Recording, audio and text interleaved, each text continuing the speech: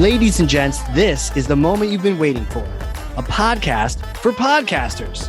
This is Creating the Greatest Show, and I'm your host, Casey Cheshire. Join me as we interview podcast hosts and investigate the ingredients of a successful interview podcast. We'll talk mistakes, earned skills, powerful questions, and more. This show is sponsored by Ringmaster, completely done for you B2B podcast production. We are. Guys, I am so excited for today. I'm so excited for this interview. I'm just excited because my guest today is fun. He is not only a content creator and producer and marketing thought leader, but he's just fun. He's entertaining. He's cool. In fact, how cool is he? Recent quote, you either die a salesperson or you live long enough to see yourself become a marketer. Isn't that true? Well, here we are. Who are we going to talk to? Well, this guy is well known for wearing panda-footed pajamas in the content he creates, in the professional B2B marketing content he creates. What? How does he get away with it? How does he do it? And yes, it makes really good content. He's the host of the Customer Engagement Lab with 60 plus episodes of goodness. 60 plus. Senior digital content producer at PandaDoc, Travis Tyler. Welcome to the show, sir. Casey, that's a hell of an intro. I feel like everyone's like, this guy needs to be really funny now. So maybe I do like a like Rusty the Clown laugh to like loosen up the juices here, buddy. I like it. Can you do the rest of the interview completely in that voice? Is that an ask? I feel like your listeners would turn this off really quickly. Yeah, but it'd be really fun. You know, one time I was expanding a company's interest into the UK. And so we had a company-wide meeting and I spoke in a British accent the entire time. And we all drank tea. I made tea for everyone, right? Not to stereotype an entire nation or whatnot. But then after speaking like that for an hour, it was hard for me not to. It was really interesting. So it's probably better we don't have you speak in that way, because then, you know, Panda might be like, give us our guy back. He can't stop talking like that. Or they're just like, you know what? Maybe we should go our separate ways. Yeah. You know that content you've been creating? Yeah, about that. Yeah. Travis, the pajamas, the costumes. It's enough. It's enough. It's enough. Well, dude, I'm excited because you've been podcasting your ass off and I want to learn more from you about your journey with that. So, Travis, pull back the curtain for us on your show and share your most important strategy for a great interview podcast. The most important strategy for a great interview podcast for me, for PandaDoc and the Customer Engagement Lab is to make it fun. Make it fun for you if you are my guest. Make it fun for you if you're my audience. And make it fun for me as the host. I know it sounds maybe simple, but if we dive into it, like I know we're going to, I'll show you the complexity that can bring a lot of entertainment to this world that is historically a bit dry. Yeah. I mean, because I just think, I mean, you're fun. So I think if we were both having fun, that's probably worked. But you never know. Maybe the audience is like, man, it's too much fun. I'm out. Yeah. They probably would have been out a few episodes ago. But if this is your first one and you're leaving so soon, I'm sorry. Don't let the door hit you. Exactly. But yeah, there's a lot of things to balance, right? What if your guest isn't fun? And all? Tell me about how do you make it fun for all of these people? It's about injecting the comedy that blends with that person's sense of humor or just with your own. And it takes definitely some practice. So I did improv comedy at a local theater here for about 3-4 years. And that just helped me understand how to build a comedic moment with people who don't know me. And creating the joke together is really the key to that. When anyone has ever been to, if they haven't, that's cool. I'd recommend it. Check out a local improv night.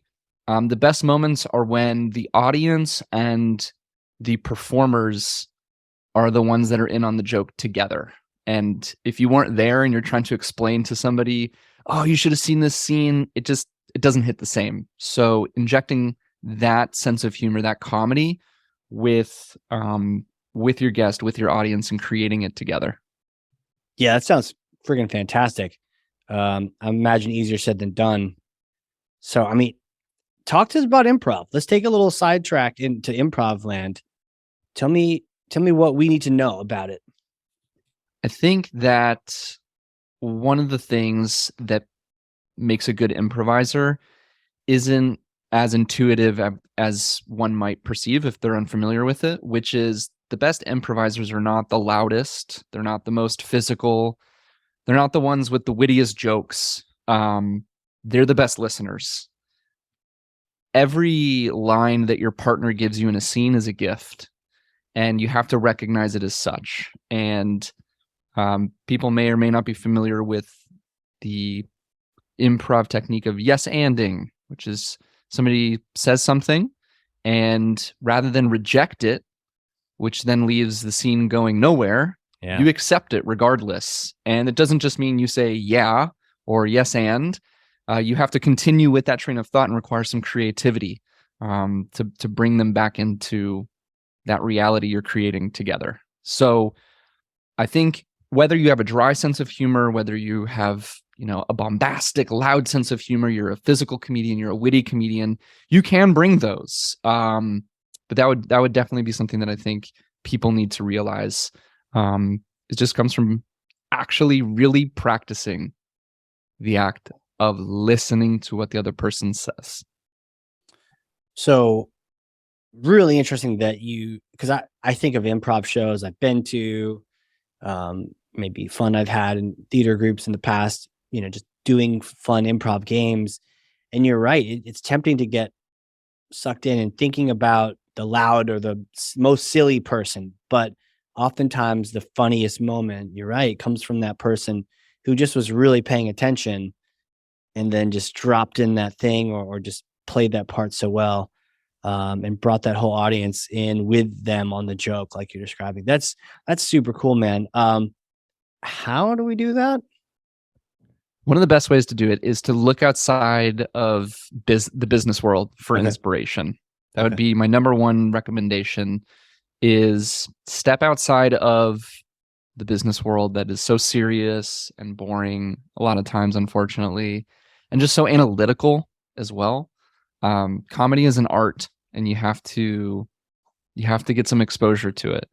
So one way to do that is to just go onto your podcast streaming platform, Apple, Spotify, and give a shot to some of the top comedy podcasts. So some of my favorite, and they are, depending on, I'll give you a trigger warning here. Some of them are really inappropriate. Obviously, they have explicit labels. But some of my favorites are going to include Two Bears, One Cave with Tom Segura and Bert Kreischer. They're two stand-up touring comedians based out of LA and Austin. Another one is one that Tom does with his wife called Your Mom's House Podcast.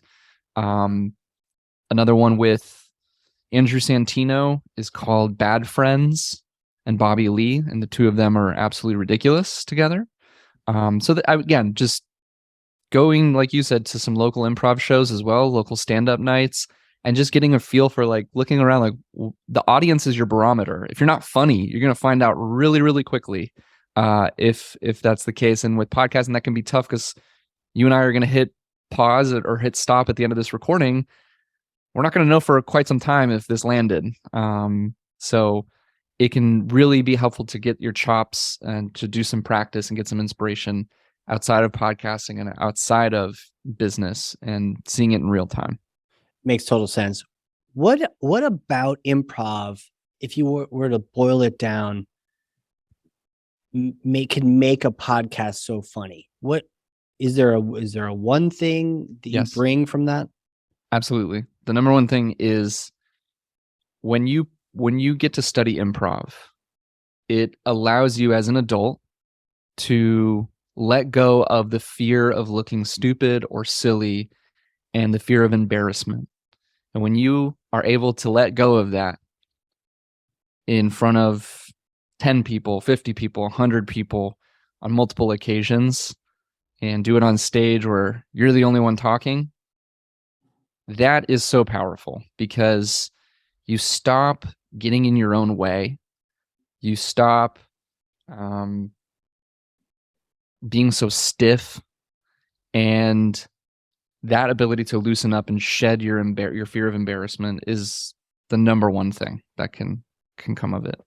And we have not ever talked about that yet on this show. Powerful, man. So powerful that we can be getting in front of our own way as podcasters, thinking that we're going to sound like an idiot. And, I think one of the things I learned from Rogan was actually, I think I even stole this line from him. I don't know, but I think he calls himself a caveman sometimes. Oh yeah. And I've owned that title too. And I'll tell guests like, yeah, no, I'm an idiot. So, and everyone listening, yeah, I'm an idiot. So whatever happens next, I'm just going to ask the dumb question. Like, maybe you all know this. I don't know it yet. So bear with me as I ask our guest, this thing. And it certainly has freed me up to ask the thing I really want to know so I can stay engaged. I think, what you're describing, that self-deprecation is definitely a great skill to practice to make your guest feel more comfortable, to make yourself more comfortable. All of us grew up at one point or another getting teased in some form or fashion. And a lot of times when comedians are first getting started out, especially with stand-up, some of the first bits they're coming up with their tight five or whatever is going to involve some self-deprecation of making some observations about themselves and how they might be perceived. And that can be just a great tool to like disarm your guests, disarm your audience, build some trust, and display empathy. It's one of the greatest forms of empathy you can display. Is the self-deprecation? Yeah. Yeah, because it's you, right? So you're not running the risk of making fun of someone else. You're making fun of yourself. So what can you do? Right. Exactly. And you're showing some self-awareness and observations that they themselves are probably having about you. And it just shows, an ability to get into another person's shoes and view yourself as them. Yeah. Self-awareness and humility. See, all these things these like core concepts come from this path. I do want to say it's kind of funny that the two most funniest people that have ever been on interview together at all time have had the most serious, deep, introspective conversation about podcasting for the last few minutes. Why is that? What did we do wrong? Why? This is great. By the way, this is great. I feel like I'm learning so much. It's kind of funny that I think the conversation about funny is actually so deep and interesting. Yeah, it's the meta part of this, right? Really we're talking about how to talk about being funny. So a couple other pieces of advice I do have for how to make this come together, how to have fun on an episode or bring some improv. I would recommend doing a pilot episode and getting feedback before you launch your show. It was something that we did with our show, and we found a couple of key stakeholders at our organization that we definitely wanted to run it by before it went public. Sure. And in that pilot, we went for the fences. We swung for the fences on like, I, as a premise, was like, this is going to be a business comedy show, and we're going to have segments and bits, and I'm going to draw inspiration from some of my favorite podcasts, from some of my favorite shows on television, and we're going to just go for it. And I want you all to see what we have in mind. And that was really powerful because I was able to show it to like, individual contributors, managers, directors, all the way up to C-levels, and say like, what did you like most and why? What could you have done without and why? And using that feedback to then, that pilot episode never saw the light of day. We threw it out. Wow. Never used it. Never used it. Yeah, never used it. That was literally a step that you needed to take internally. Mm-hmm. It's a cool idea. The idea of just actually doing it and not even needing to ask for forgiveness because it never actually went live, but saying, here's something solid, critique a real thing. Yep. As opposed to, and I guess you kind of skip the planning phases of everyone sort of talking about things and over analyzing and, over designing and producing at the beginning. You skipped all that. Yeah. It allows people, especially marketers in business companies, tend to have a hard time with, you have 7 different people looking at a Google Doc on a Zoom call, discussing so many things. And in my opinion, most great content or shows was really the brainchild of like a small group of people, 1, 2, 3, 4 people with a vision who all got it. And then they pitched it to the executives with a pilot episode. And they were able to see the vision come to life. And I got this bit of advice from a guest we had on a podcast episode. His name is Matt Price. And it's a lot easier to give concrete feedback to a concrete product than it is to give feedback on a pie in the sky idea. Wow. Shout out to Matt. Words of wisdom. Yeah. Confucius reincarnated. Over at Zendesk. Shout out. Oh, he's at Zendesk? That's awesome. Yeah. That makes sense.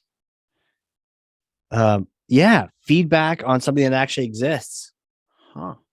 So have you ever gone back and listened to that pilot? No. Would you ever air that, or you can't because you screwed up too much in it? Oh, no. We just taught. It was just bad. It was like, you should throw that on your YouTube channel or something, like your personal, if I can find it, I would be down to. You gotta find it, man. It's like that classic episode 1. I remember my episode 1, I was using GoToMeeting, and this is not an ad for GoToMeeting, as you'll all find out, because back in the day when we were using that tool, you had to actually share your screen in order for it to record video. So because I didn't share my screen on the podcast, there's no video of episode 1. It's just merely audio. Thanks, GoToMeeting, for that user error. But yeah, like you're kind of getting a feel for it. But I love this ties back into your letting go of looking stupid and all these things. You're not even going to air it, right? Let's just do this episode. Not going to air it. And it was just you and your co-host, just like that. Yeah. 2 squirrels, 1 tree. Exactly. It let us get all the nuts loose. And there was a lot of fear for for me, at least the first 30 episodes. Once I hit 30 episodes is when a lot of the fear went away. I was comfortable. Was the fear that like the corporate, like, let's make sure we check off the boxes, or fear of, okay. Yeah. Cause we're doing a podcast, like you and I talked about in preparing for this, like doing a podcast for a brand, right? This is PandaDoc and their podcast. And I didn't want to embarrass the company. I didn't want to get in trouble. Like I didn't want to get fired. But I had the guy wearing panda PJs. Yeah, it's like a onesie. It's a panda onesie I got on Amazon. I expensed you didn't wear it today. You're all serious today. You got the sharp haircut. Yeah. I came on to talk about podcasting, and I was like, this is my bread and butter. I take it serious. Right. I don't take myself seriously, but I take what I do seriously. And then I want to share my last piece of advice too on like how to make a podcast fun. So yeah, one of the tricks. Do that, and then let's go back and talk about how you keep the brand happy. For sure. Yeah. I'm happy to dive into that. My last kind of, way to make this come together of making a podcast fun is, and this is how I do it. You can take the idea, you can tell me to go kick rocks, but I like to give my guests something to react to. Whether that's I wrote some jokes for them. I give them a puzzle to solve. It could really be anything, right? Like clips to show them, like a funny TikTok or YouTube clip.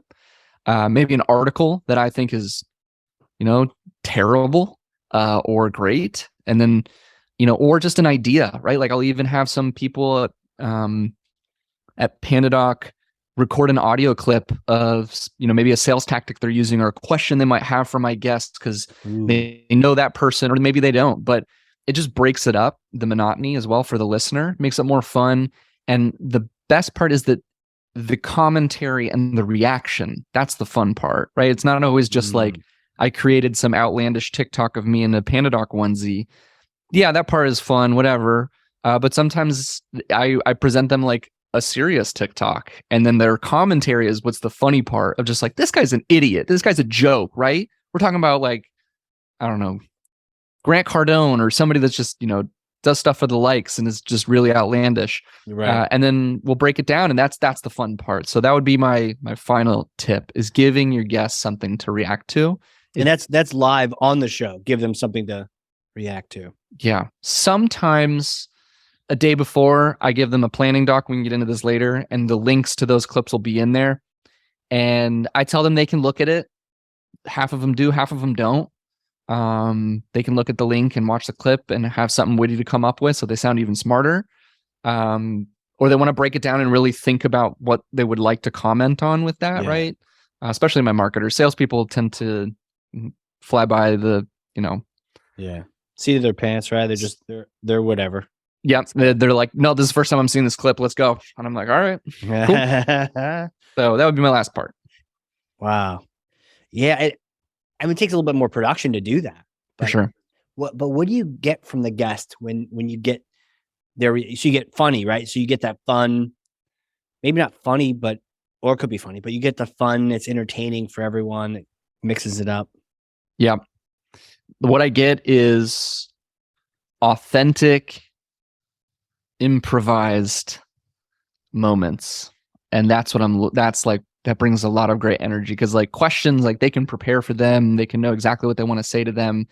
But once we get a conversation going, like it's like if you have a friend over, if you've ever done this with a significant other or a friend, where you guys kind of just pull up YouTube and just start watching like videos together, and you're like, oh my God, this is awesome. And it's kind of something fun. It creates a little camaraderie there. Oh man, that's so good. You know what? There's some guests that can do this, and you're just crushing this. And I can't imagine myself doing this, but you come up with a concept and you're sort of hashing it out together, and then you just throw a badass name to it, like it was in a textbook. Authentic improvised moments. Amazing. Definitely gonna quote you in the tome of knowledge that one day comes out about podcasting. But yeah, authentic improvised moments, and that is just fresh, right? It keeps people reacting. Yeah, it feeds the audience what they want. A lot of times I try to put myself in the seat, empathize with my audience, and they want to listen to a podcast to be entertained. And for me, I listen to podcasts for two reasons. One, to be entertained, or to be educated, right? Like I want to improve myself. I want to learn something I didn't know. I want to hear a good story. I need a break from music, right? So I'm going to turn to this, and that's where I go. Sometimes I'll tell people, like, typically I'll listen to like a Joe Rogan episode if I want to bro out, just sort of like casually learn something, or maybe just be in the same room of two interesting people just hanging out. But if I really want to learn, I'll go through on some Lex Friedman or something, and when they're talking to an astrobiologist, physicist, quantum mechanical wizard, and just saying all sorts of funny, crazy things I don't even understand. And like, okay, now I'm learning. But you're right. Like there is that desire. Sometimes it's both, maybe this show is both, maybe your show for sure. I love that kind of aspect. And the one other thing that you reminded me of with your authentic improvised moments was YouTube, we can draw such great comparisons to that. It's just another, channel to serve things up, but people have done some great things there. There's a show, you could even call it a podcast, called Dive Talk. Have you heard of that one? No. So, YouTube in the algorithm and its infinite wisdom, which one day we will have churches for, recommended on one of those late night binges that I go check out Dive Talk. And it's these two absolute professional cave divers that are really funny, Gus and Woody. And they basically will watch a video, and one of them, Gus, will have seen it, but Woody, who's kind of funny without trying, has never seen it before. And they'll just comment on all the unsafe things. I don't even scuba dive, and watching these guys talk about it, and you're like learning random facts about scuba diving and getting narked. And at the same time, you're watching Woody just say the absolute silliest things. And it just sort of, I see exactly what you're talking about. It's both entertaining and it's just fun. Yeah. It's why Twitch is a company, right? Like people love watching people play video games while they're playing video games. And that's just like, what a concept. But we humans are Odd creatures. Odd creatures indeed. Well, let's shift it up a bit. Talk to me about wearing a panda suit and being nervous about, and rightly so, about, embarrassing your corporate brand. And how do you balance fun and corporation? It is a level of trust and respect a mutual trust and respect you have to build with key stakeholders of your organization. So for me, that's our founders, our C-levels, my bosses, and it took some time, didn't happen overnight, and you have to push the boundaries. When we started this podcast, I was like, hey guys, I have a vision and I know it might be uncomfortable for us to double down on funny, but I will remind you all that the name of our company is PandaDoc, not, desk documents. I mean, we have a fun name. Yeah. And that is an angle I would like to play up because it aligns with me personally. And I think I can bring in just a genuine level of fun to this brand. And I'm going to push us in this direction. And it might be uncomfortable at times. And you might get worried. That's okay. Let me know when I've crossed a line.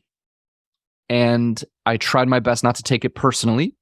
But I did have to have a couple stern talking tos, especially in the first 6 months of launching the show, of just like, hey, man, I didn't really like this one part that you put out there. And the feedback was very gentle. What did you do? Like, in as generic as you need to talk about it. Like, the different kind of lines. I can get very specific with you. Yeah. So in improv, there is a term for it. It's called blue humor. And it refers to bathroom humor, right? Like, poop jokes, fart jokes, bodily functions, those types of things. My kids are great at these. I am a 31, about to be 32-year-old male, and I still love them. And I'm an adult that pays for a mortgage. So I made a joke with my co-host about him eating his own boogers. And I kept going with the bit. And I thought it was funny because I find boogers to be funny. But it was pretty far removed from what we were talking about. And my VP at the time, he didn't like it. And it wasn't a big deal. It wasn't like we're canceling the show. It wasn't like, Travis, you are a bad person because you made a joke I don't like. It was none of that stuff. And I think that's the fear that a lot of us have with like being on LinkedIn, and our corporation, our corporate version of ourselves that we put out there is like, well, my work is serious. I need to take this work serious. And I just kind of let that go. And it might be easier for me for many reasons, because I am a white cisgendered male in America, and maybe because I have points of personal privilege that other people don't. I recognize that. Aside from that, though, I do believe that I went into it with that mindset of I'm okay crossing the line because I need to know where it is. And once we had those conversations about the booger joke, I can't remember what the other one was about. I think it was just that I had a different VP who was like, I love your show, but I want to encourage you that people come for the crazy content, but they stay for the community and the education that you can provide. So let's give some more of that. And I was like, oh, that's really smart. That's actually, and they were like, you're a funny guy, but you also can be a serious guy. And I know that about you. So let's bring both sides of that personality to the table. And I was like, okay, sure. That's a hell of a great way of telling someone that. You could easily botch that feedback. Yeah. And again, I'm lucky. Two of my bosses that I've had here at PandaDoc have been here with me for 3 years. And that is one of the biggest, that consistency is one of the biggest reasons why I feel comfortable enough to do what I do. And outlandish stuff. I posted a TikTok today of like getting into an altercation with somebody from DocuSign, and I dressed up as like a piece of paper in a suit, and like those types of scenarios that I put out there. Like, I only feel comfortable because my bosses haven't quit, they haven't left, They're still gotten here. fired. Yeah, or been fired. They've got my back, and I get to hear the feedback from like all the way up to like our CEO, CTO, CRO. They're like, Travis, I love this.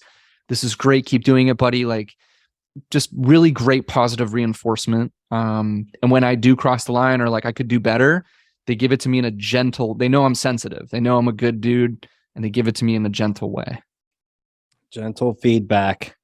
I think that's another fear we have, is not necessarily the fear of looking stupid or the fear of rejection, not even from our audience, but from the people we'd love to just be like, great job, Casey. Man, your show sucks. Not only does it suck, but you're fired. Like, God. Yeah. That's the worst. Man, great feedback. I will have to check out that DocuSign. Maybe we can link to that. Battling that.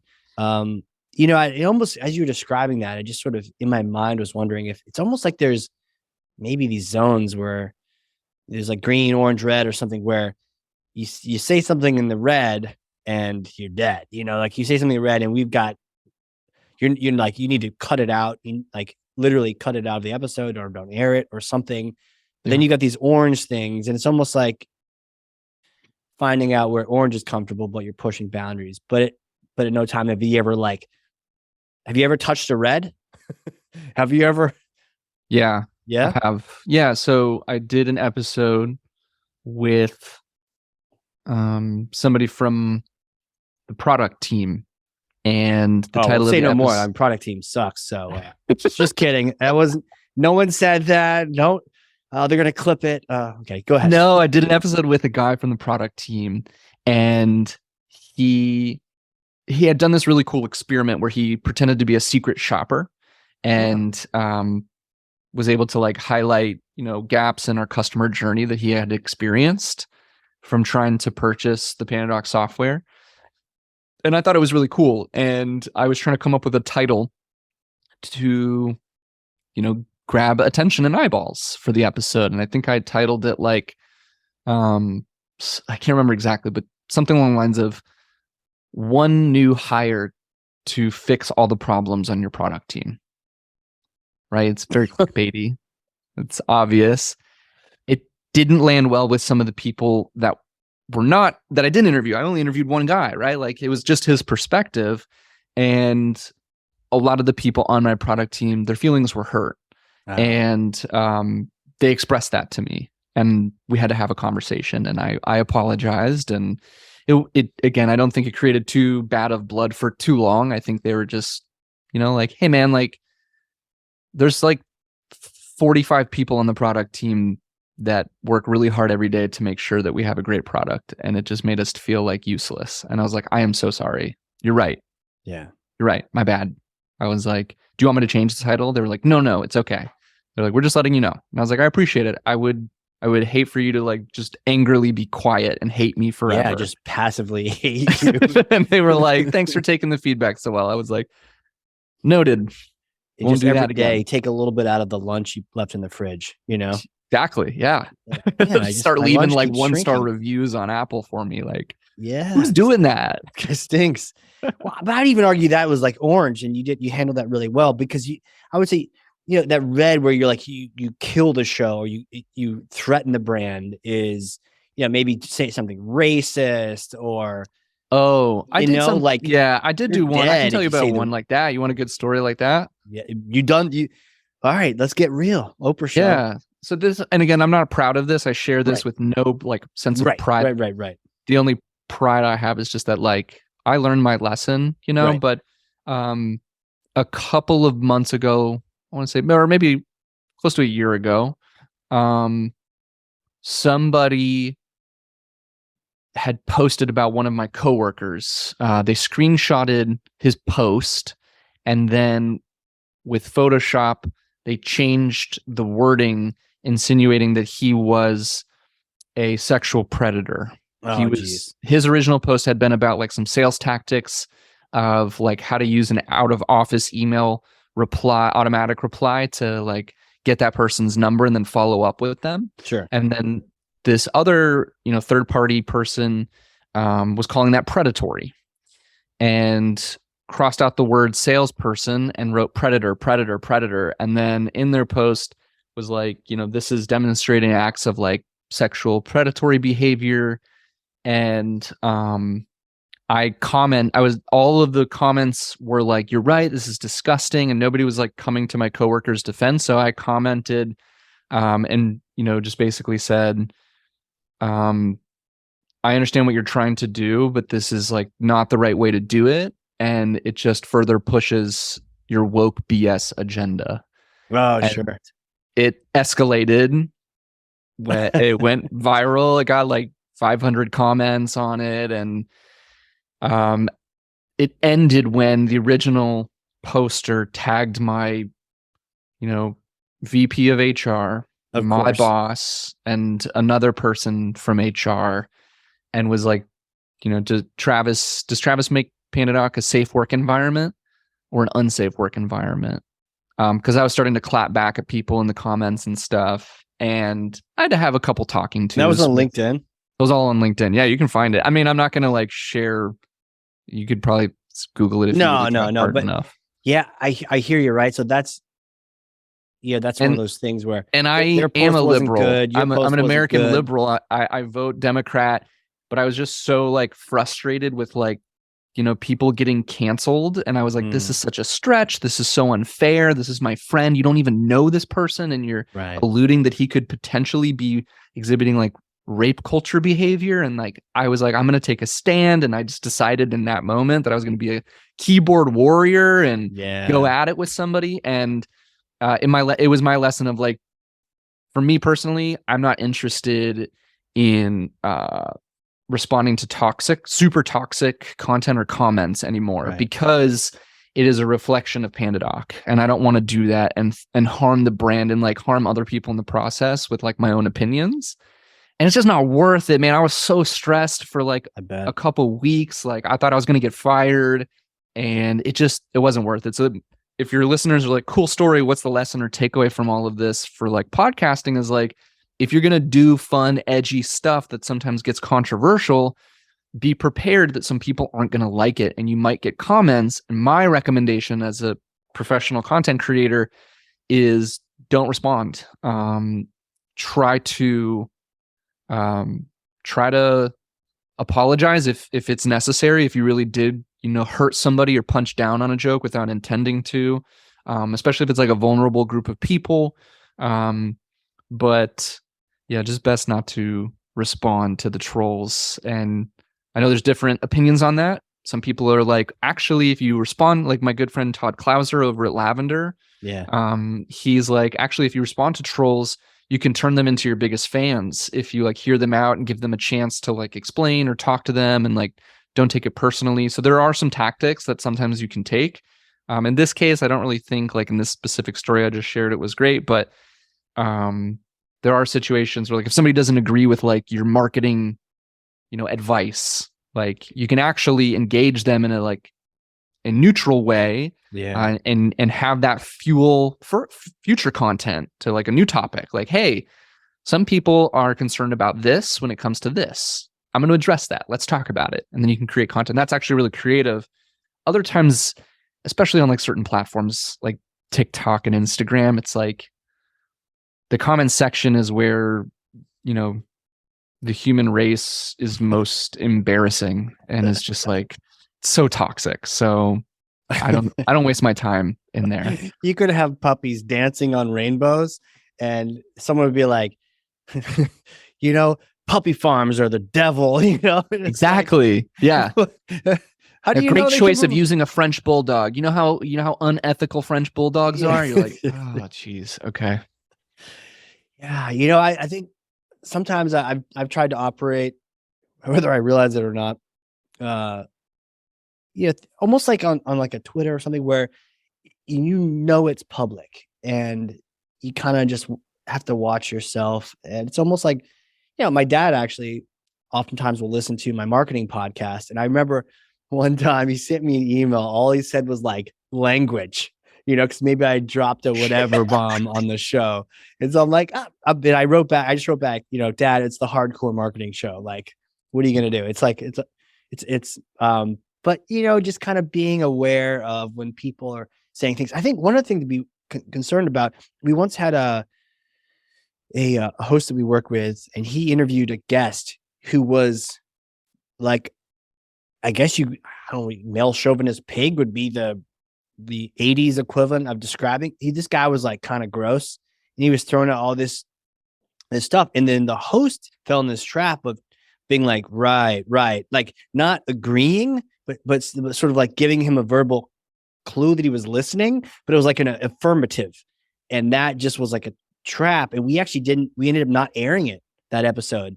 We also told them we weren't gonna like edit anything else like that in the future too, because it's just like, I don't want to subject our producers to that. But God, yeah, no. you have to be careful with your guests, and set the bar for them.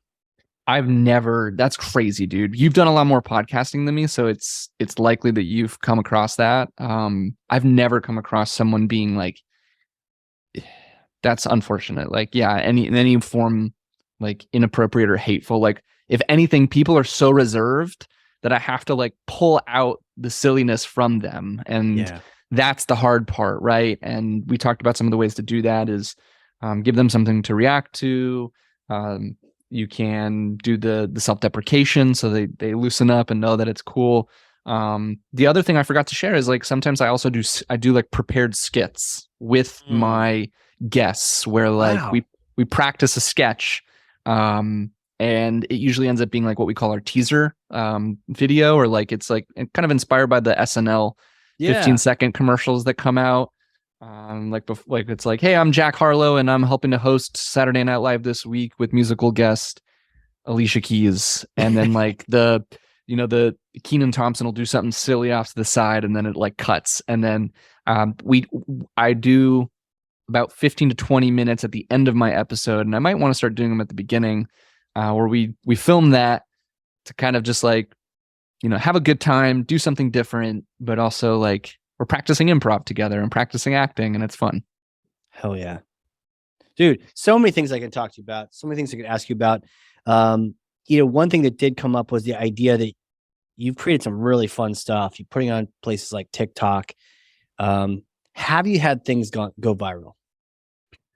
My second ever TikTok went viral and got 500,000 views. And that was the only one that ever went viral. That was back when like TikTok was like super easy in like 2021, where it was like really easy to go viral. I've had a couple of podcast episodes, tick on to like 3,500, 4,500 views, but nothing crazy. We have like a core audience. On average, we get about 1,000 downloads per episode. Wow. And pretty consistent, about 10 to 20% growth quarter over quarter for us. So until it plateaus, we're just going to keep going. So that's kind of been it for us. Now, part two of that question is, do you ever fall in the trap of wanting to make something go viral? Oh, absolutely. Or having your leadership or imaginary leadership, so it's not like your actual boss. Have you ever had folks say like, just go make this thing go viral? Like, quick, make us something that'll generate mad impressions like tomorrow. Luckily, I've never had anybody. You haven't? Okay, cool. At PandaDoc be like, we need to go viral. I think they understand that's like so hard to do, first of all. And like, need to go to the Super Bowl. Okay. Yeah. Like, no, but I myself, I do. Of course, I'm a content creator. I want as many people to see my content as possible. So that's the name of the game. I think how I've come to terms with that desire is, if I'm laughing when I'm creating the content, that's like my number one barometer. Like, I'm having fun. Like, I created a TikTok right before I hopped on this podcast recording with you, Casey, and I was screaming laughing while I was editing the video in Premiere. Wow. And so like for me, I'm like, this is amazing. Like, I'm just like jittery. I can't wait to share it with people. So that's like, I'm like, I go back to that. Like, I'm having fun. I think like-minded people will also enjoy this. Yeah. And I hear feedback qualitatively that means more to me than any quantitative number or virality metric could. I get messages and DMs. I meet up with people in real life at conferences, and they're like, oh my God, it's you. I want you. Let's talk about that one video you did. You made me so, and like that. Oh, wow. Is like, that warms my heart so much more. That makes this like, I'm like, this is so cool. I never thought I would be doing this for a job. This is awesome. So fun, man. Well, I could literally talk to you all day. I have 90 more topics to ask you about. Maybe that's the future show, right? Have you come back on here, every week, essentially, until we, bleed you dry of information. I'm down.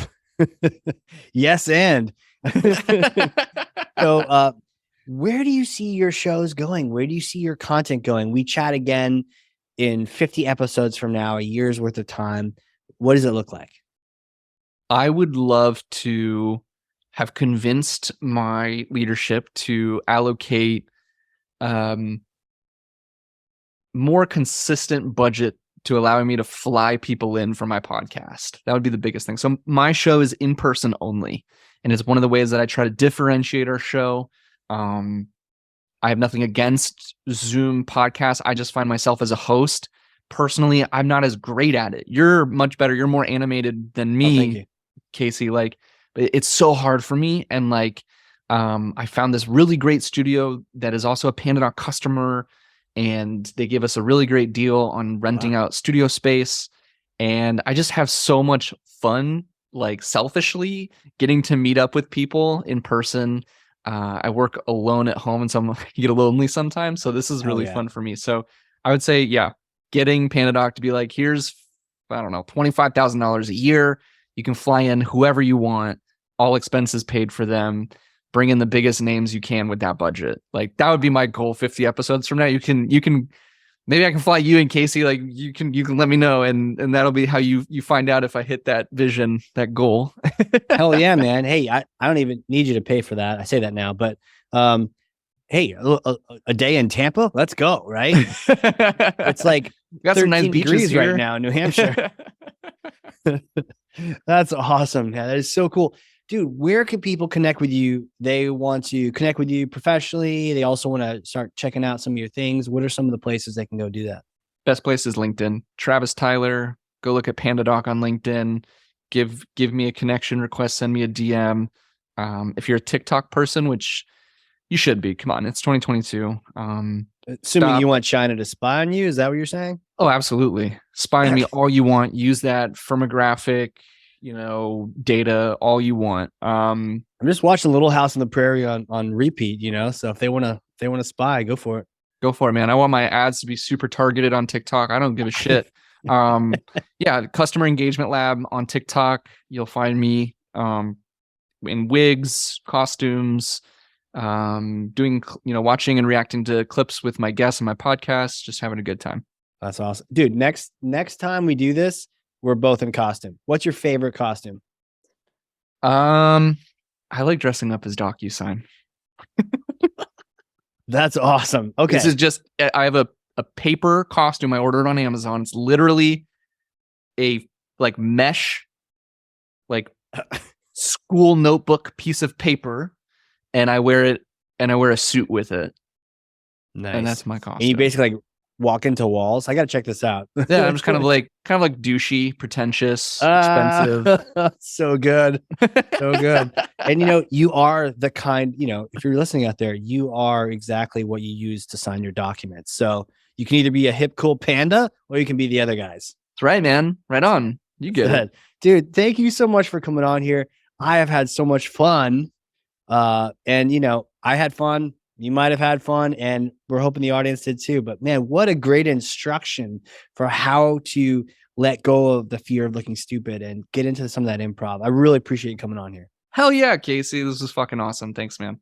Yeah, dude. Yeah, dude. And so for those listening, if you did learn something or have fun, and I freaking know you did, because I literally have 2 pages of notes over here, front and back, then share this with someone else. That's thought leadership. Share something with one person, 3 people, 9,000 people. Get good information in other people's hands. And with that, you are the man, sir. Thanks again for coming on here, dude. Deuces, adios. Thanks, brother. Awesome, everyone. This has been another crazy cool episode of Creating the Greatest Show. We will see you all next time. And next time doesn't have to be next week. Life's too short, and we have way too much to talk about. Find show notes full of takeaways, lessons, and links at creatingthegreatestshow.com. For more information on launching your own podcast or working with us to produce your existing show, come on down to the big tent at ringmaster.com. Until then, friends, whatever you do, do it with all your might. Work at it, if necessary, early and late, in season and out of season, not leaving a stone unturned and never deferring for a single hour that which can be done just as well now. P.T. Barnum.